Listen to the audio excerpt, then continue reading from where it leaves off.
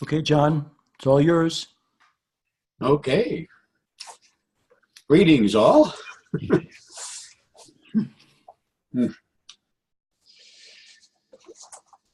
The group of us who are committed to provide content for these teleconferences has been considering wording for a landing page introduction for a new website to be named Tone of Life.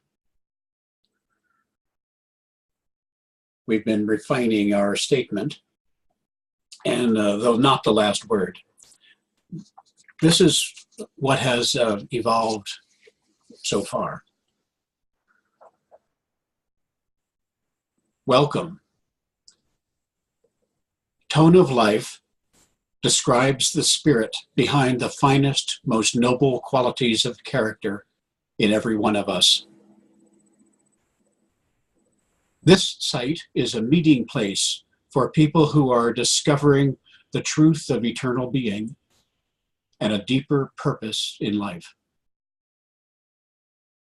It represents a true home where the tone of life rings clear and where a transcendent vision of the world and of ourselves is expressed. You will find posted here transcripts of current talks, audios, videos, and comments that reveal facets of the divine potential in everyone. With clear minds and hearts, we are each a window into this world through which the light of spirit shines. In this meeting place, above the chaos and noise all around, long forgotten truths are recalled and true friendships remembered. Together we may uplift the world in communion with many others who share a quickening awareness of true purpose and destiny.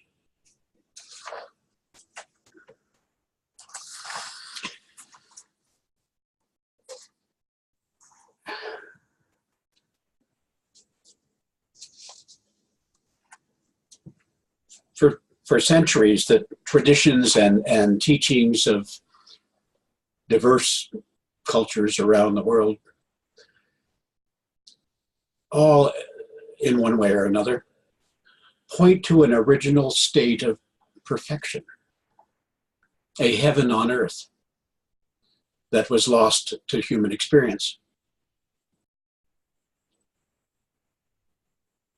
Ever since the fall of man's consciousness, a story that's also told in many cultures,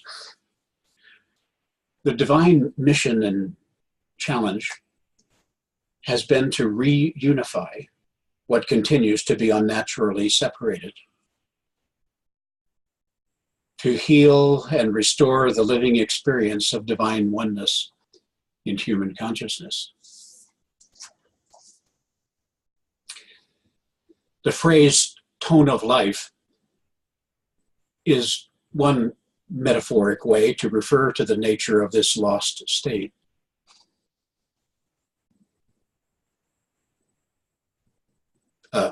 Let's be clear that it's not the true state that is lost, but human consciousness of it. The reality is as present as it has ever been, but most people are unconscious of it, oblivious. We could say most people are virtually deaf to the tone of life.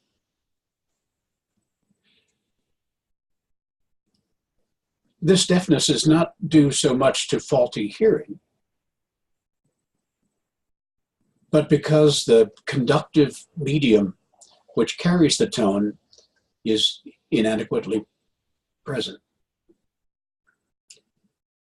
Like a bell ringing in a vacuum jar, its sound can't be heard because there's no air to convey it. If a little air is allowed into the vacuum, The sound of the bell begins to be heard, faintly at first. As more air is introduced, the sound of the bell, which is there, ringing all along, becomes louder to the ear.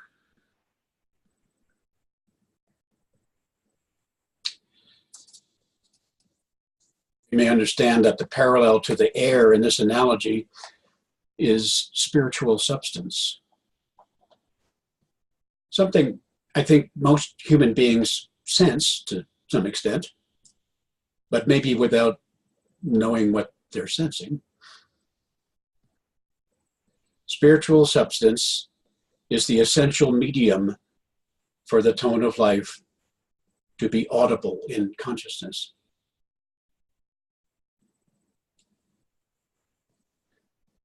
Our bodies, minds, and spiritual expression capacities are designed to be generators of spiritual substance.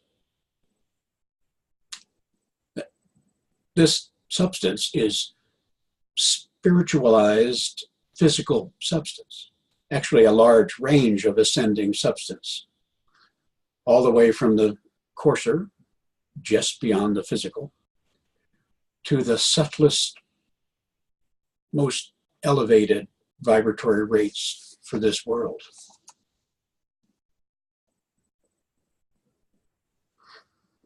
The fundamental activator of the generator is response to spirit. That may sound like a vague concept to some, and a well-known principle to others. We recognize that the human form, it is not in and of itself its own source of life. Obviously, when the form is separated from its animating source, which is spirit, the form immediately becomes a quickly disintegrating corpse. There is some response to spirit in all living forms, most of it at unconscious levels, or the forms wouldn't be alive. So there's a world of spiritual substance all around, the majority of it in the lower vibrational levels. The earth is vibrant with life.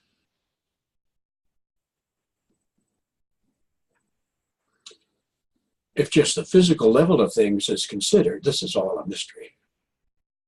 But in reality, it's not. Human beings are supposed to be the crowning creation of this world, meant to be at the apex. We are rightly the connection between invisible spirit and visible form for this little part of creation. But collectively, we've done a poor job of it for as long as memory goes back. Humanity is more the missing link than the connecting link with the Creator.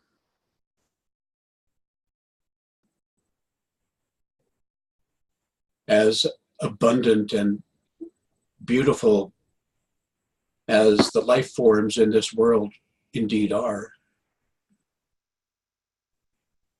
the original garden state is far beyond anything imaginable now. Yet, the body of humanity lives on, at least so far. We and everybody else are parts of this world body. The collective body has a history of severe trauma, going all the way back to the Adam and Eve allegory, and ever since. Atrocities, brutalities, wars, and abuses of all sorts fill history books. And myths and legends suggest global catastrophes and horrors, yet more deeply submerged in our collective subconscious. Maybe below that yet, there's a vague wisp of memory of a paradise long lost. Perhaps we feel an innate longing for it in our bones. We're human. And because of that, we are each unavoidably connected to all the experiences humanity has ever had. We and every human being are all in this together. We each know about the degraded condition of humankind in the health or lack thereof in our own bodies, minds, and hearts. Of course, the self-centered habit is to interpret everything we sense as personal. But only the most surface things are actually personal. This is the general state into which we've come. None of us are exempt. Our personal bodies, minds, and hearts are subjected to the frailties and inadequacies of the overall human condition. That becomes more apparent as we get older. If we look at this circumstance only from below, in other words, view it as something we're under, we might find ourselves wallowing in hopelessness. Lots of people do drown in their suffering as if there were no other choice. But thankfully, many don't. Individuals come and go, most without ever really knowing why. But the body of humanity continues. Every human act, every thought, every feeling that's resonant with the tone of life produces a contribution to the collective body of spiritual substance on earth. All sorts of things, good and bad, motivate human behavior in this current state of affairs, as we know. We are appropriately very thankful for every expression of noble character, great or small, made by countless people over the millennia. As for other behaviors, well, forgive them, Father, for they know not what they do, is the divine, our attitude.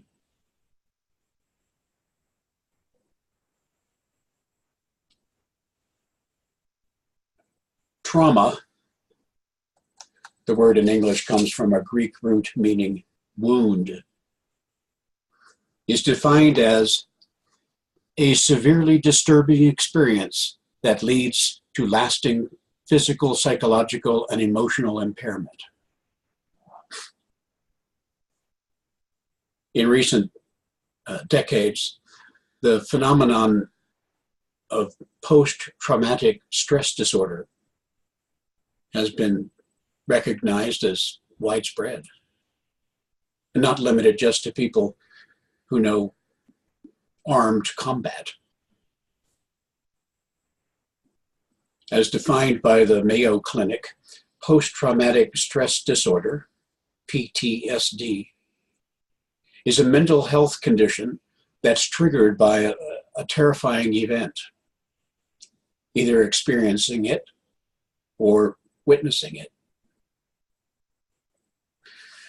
According to the Mayo article I read, some common PTSD symptoms include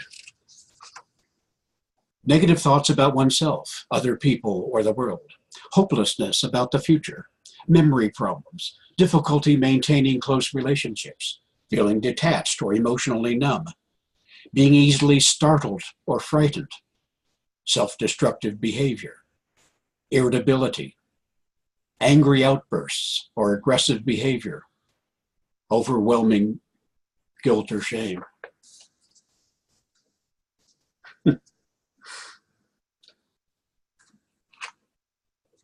That's quite a list. And who hasn't experienced at least some of those at times? They describe a lot of the general human condition.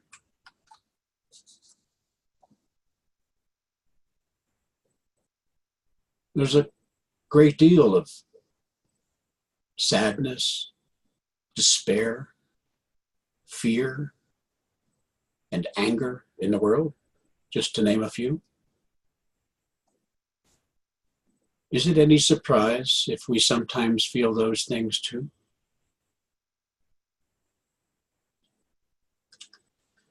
According to that great font of online wisdom, Wikipedia, post-traumatic stress disorder, PTSD, once called shell shock or battle fatigue syndrome, is a serious condition that can develop after a person has experienced or witnessed a traumatic or terrifying event. Later in the entry, it's mentioned that the usual treatments for PTSD are psychological therapy and psychotropic drugs.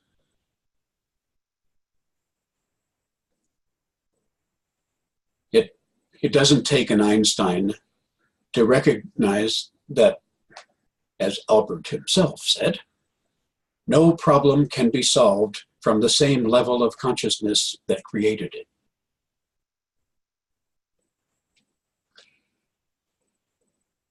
The state of humanity and of the world cannot be fixed. The world body may be healed, however. It can be made whole. Wholeness is known as spirit and form are unified in consciousness. But let's remember that healing doesn't mean damage never existed. Healing means it no longer controls our experience. To be made whole requires the fullness of connection between spirit and form be restored. Now, some connection exists, or none of us would be here. But the upper vibrational reaches of the spiritual substance of connection are tenuous. The divine challenge is to sufficiently accomplish the restoration of an apex focus of divine identity through or in enough individual human consciousnesses to hold that presence in place for the rest of the world body.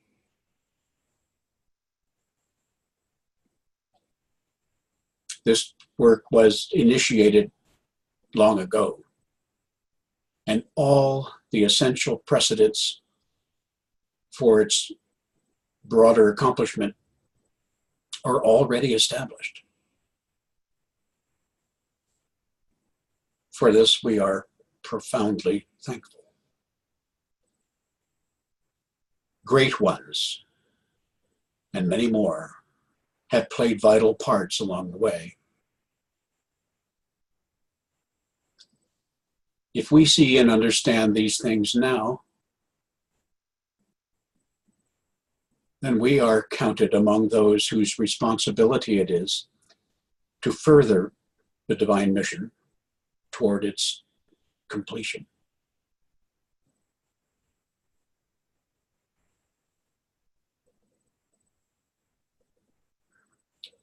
The view, the perspective from a consciousness of wholeness is totally different from that of the fragmented human condition we've all known. Here, there is no longing to make the world a better place, actually, or to go to heaven after. The design of the true place exists. We're here to provide the apex medium through which the wholeness of spiritual design appears in form, and the world is made altogether new.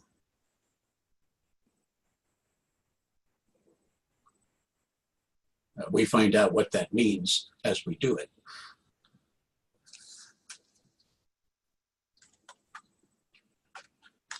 How many billions of times do you think the Lord's Prayer has been spoken over the centuries?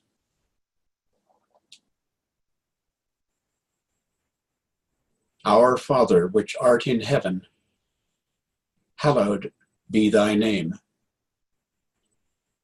Thy kingdom come, thy will be done, in earth as it is in heaven.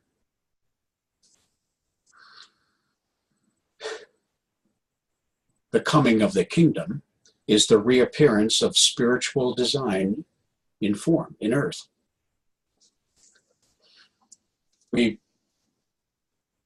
play our parts in fulfilling this, the prayer of the Lord. As first, we love and are fully responsive to the Father, from whom the Spirit of God proceeds. And recognize that his name, which is the evidence of his presence, is already and is forever hallowed, holy, whole.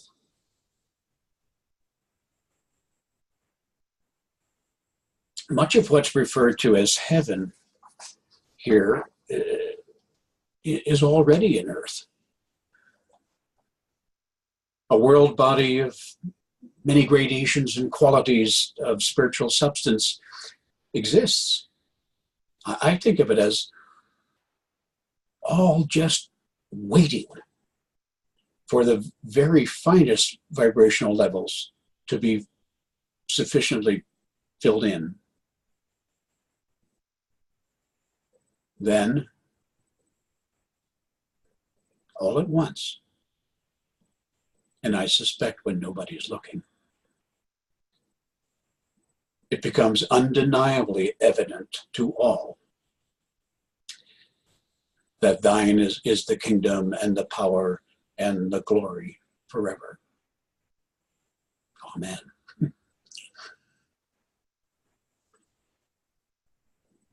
Let us be whole people, healed people, holy people.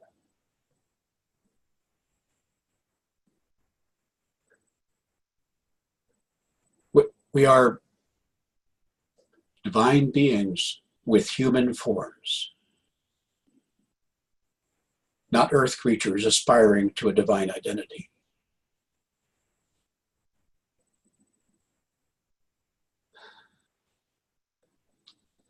Let the amnesia of humankind be healed in us.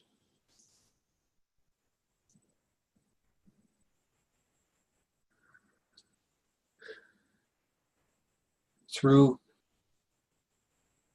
the holy heart of humankind, the currents of love response flow up.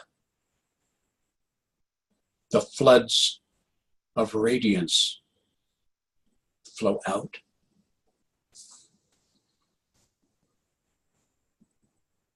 And the tone of life resounds.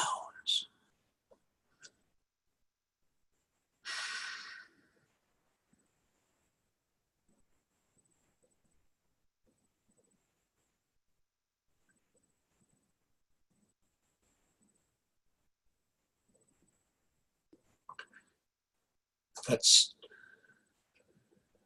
all I have to say right now, and I would invite others to participate as you are so moved.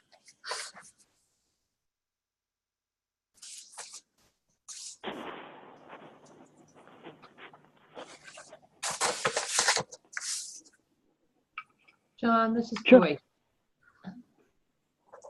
What a beautiful moment it is right now to feel the fineness of that upward connection you've been describing so beautifully. That initial covenant that we had before we came. And here it is in consciousness now. In a few, but the few have great power to allow that to expand and bless the world.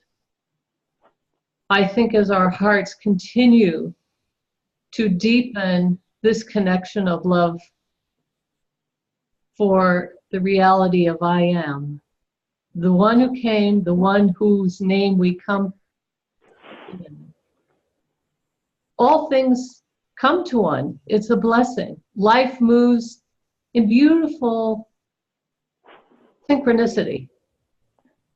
And there's so much to be thankful for. A full heart. I have a full heart this morning.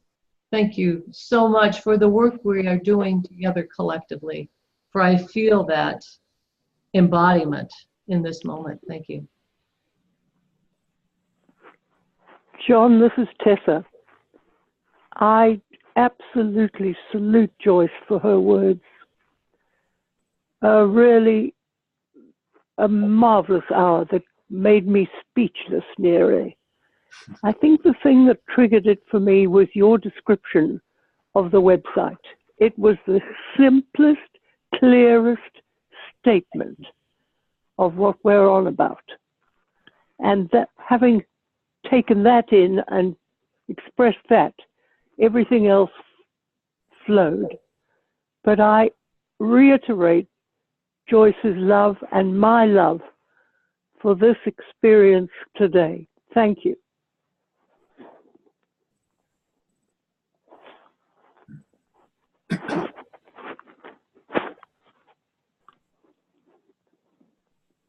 John LeBaron here on Denman. I'm echoing what these two ladies have just brought to focus, and I would add that you bring to such beautiful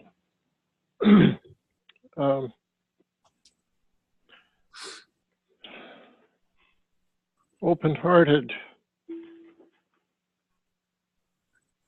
focus of the spirit of home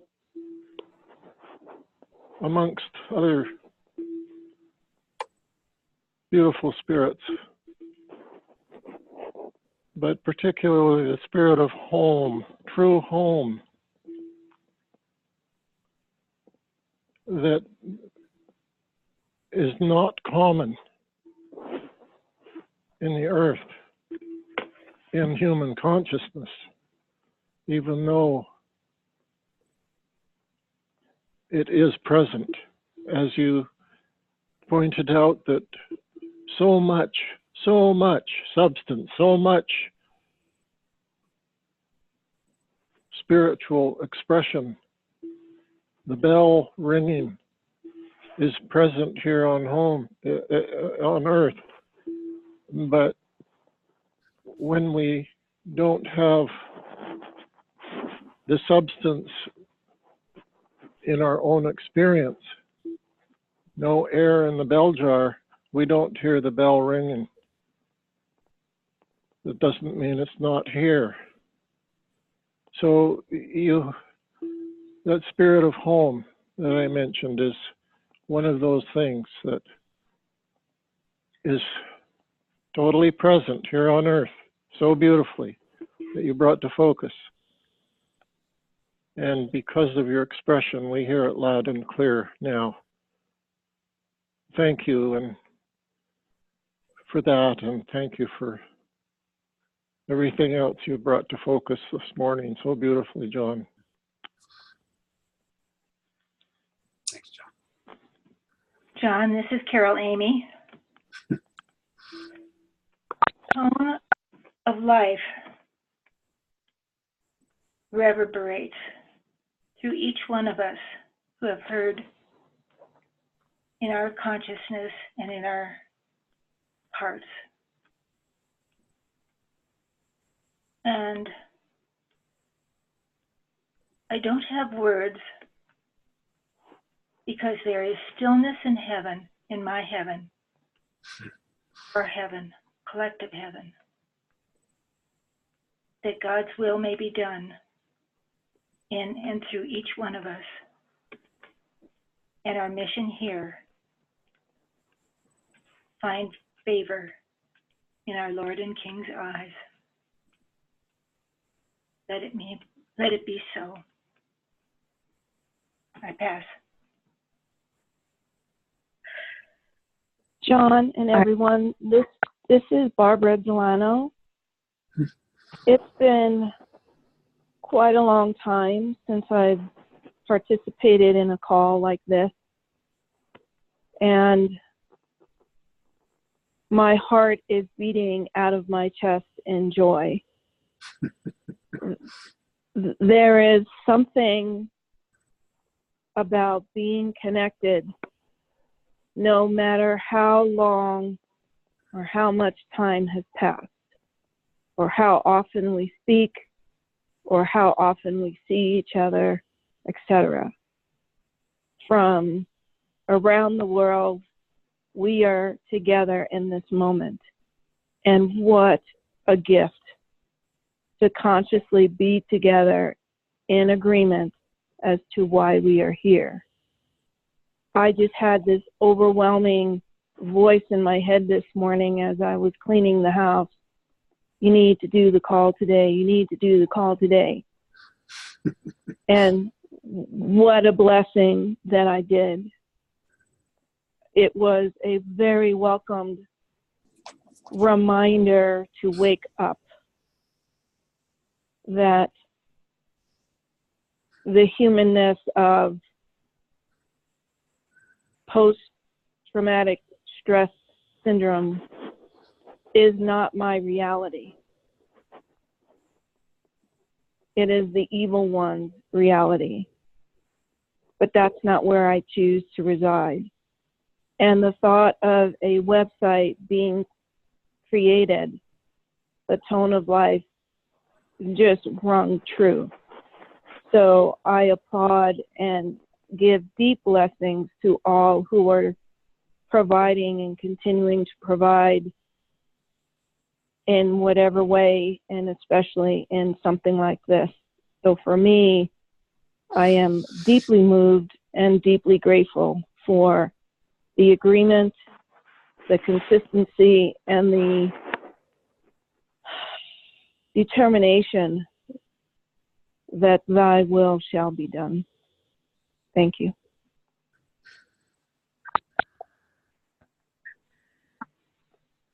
John, this is Deborah.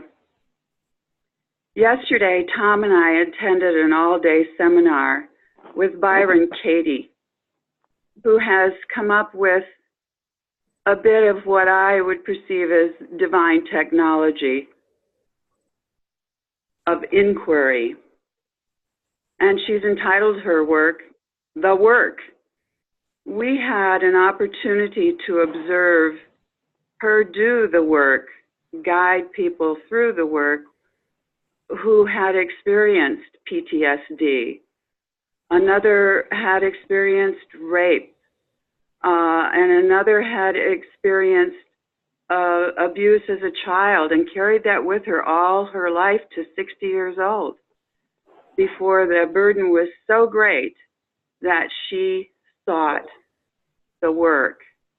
And we observed how, as Katie mentioned, that these traumas that we carry with us, however large or small, are merely a matter of our imagination reliving the past over and over again and re-experiencing the trauma to the point that this imprisons our true selves. And the observation from a higher perspective of what truly is going on and how easily transformation occurs when we seat ourselves in the present moment. And the question she asks at the end of each session of the work is, who would you be without all these post-it notes of your imagination layered on people or even yourself? Who would you be? And the answer is, of course, my own divine self in expression. So I was so gratified to be a part of that seminar, to lend my own vibrational support for this marvelous being, Byron Katie.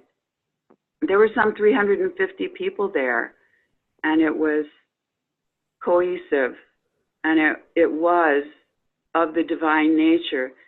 There are people such as she doing their own influence of awakening with many more, and these are the unseen ones that we feel on our line. I so appreciated you saying that you think all of that substance is just waiting for the ultimate refinement. And I do acknowledge that one thing that came to me in the seminar was, this is an ongoing process of refinement in myself. I know certain things. I know them absolutely. And the refinement of expression is where my work lies in this day. I think this is such an exciting time to be alive and to really sense things are happening. Life is crackling. The divine design is on the move. I'm so thankful for that too, Deborah. And the generation in this hour and what has been allowed to reach out and bless. And I was thinking, John, when you mentioned that we're connected to all the experiences that humanity has had all down through the ages, and all those things that come up daily, just come up to consciousness briefly perhaps, are all windows just to welcome that here's the divine work. All those windows to let the tone just bathe the world, and to hold that presence in place, as you said, for the world body. And this, in this particular generation, in this hour, is what I felt bathes the world in the true tone. And we go forth. God's love will hold us in that place as we let the bathing of that tone be a part of every iteration of our lives.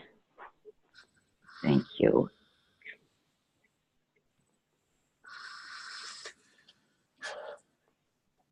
I don't wish to cut off anyone else who might wish to speak, but I feel inclined at the moment to do something that is not usually done in our teleconferences. That's to conclude with some words of devotion.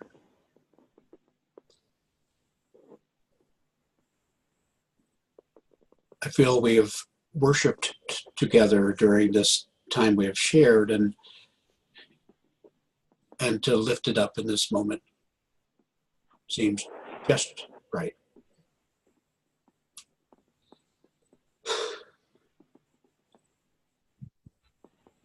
Oh Lord, the gratitude of our hearts and of people's hearts everywhere rises before thee.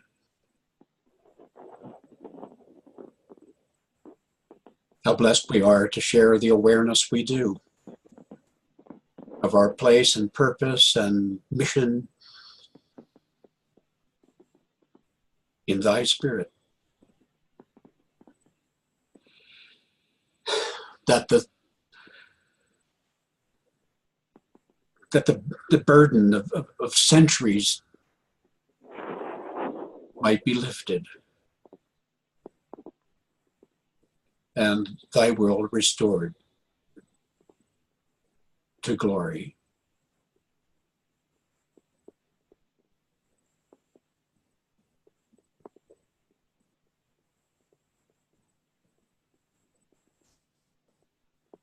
Thy love is present with us now and all the time. May the medium that allows its expression expand and grow and multiply and cover the earth with the fineness of thy presence.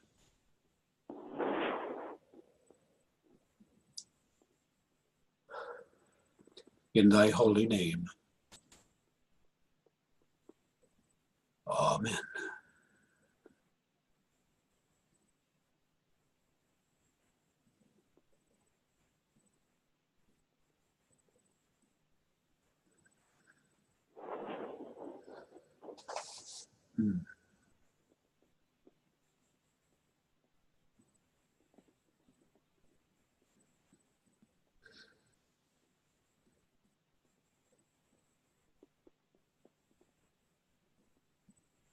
Thank you, John, and thank you one and all for your focus today.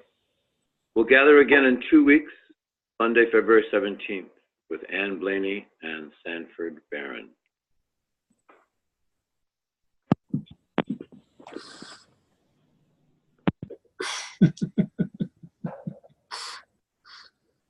Excellent.